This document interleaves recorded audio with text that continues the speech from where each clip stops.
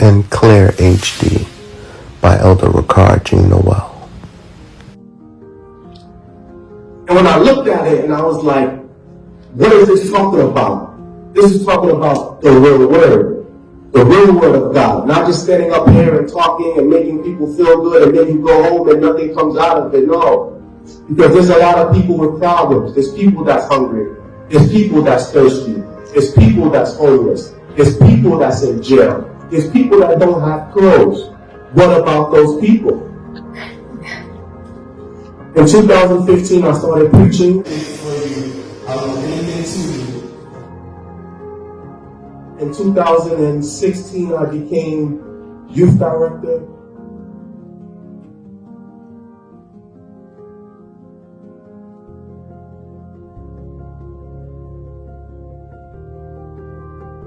I was ordained as a deacon. In 2017, I started my company. It was the same year I got married. And in 2018, I had my first kid.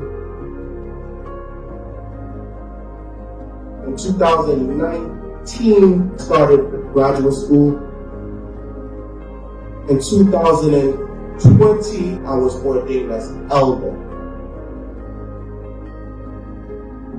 In 2021, the steps of a good man is ordered by the Lord. I called my ministry the Real Word Ministry.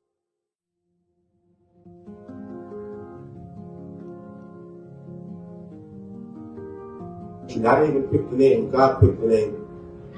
And what do? We clothe the naked, we feed the hungry, we help the homeless, we visit people in prison, because that's what God had asked us to do. A lot of the times, the adults say that the youth are not doing what they're supposed to do, the youth are not working. But I can say honestly, whenever I needed the youth to help me with the community, they were there.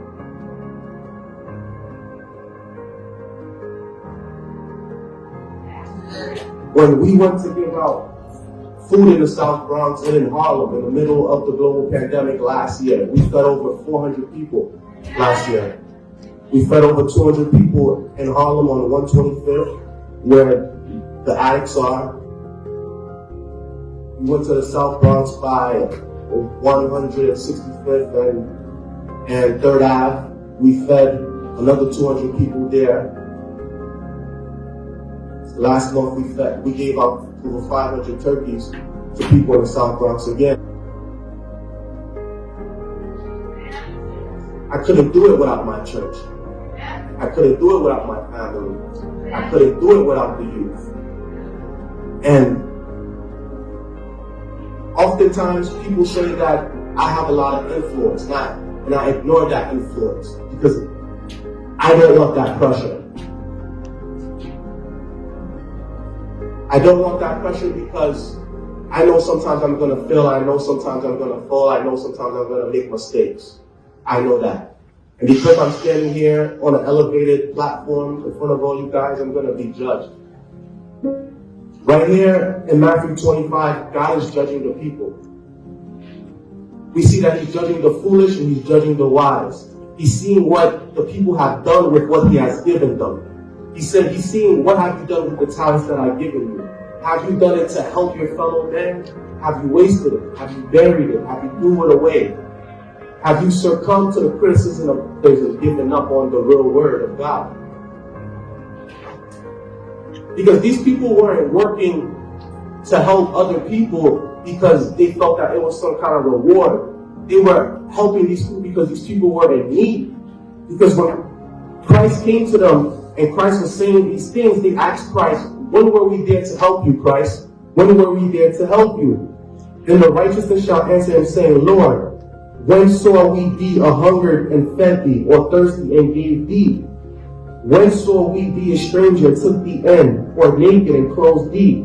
Or when did we see the sick or in prison and came and seen thee? And the king shall answer and say unto thee, verily I say unto you, I am in such as ye have done it unto the least of my brethren, you have done it unto me. So, pour dire, chaque ou aider en mon besoin, c'est lui-même à aider.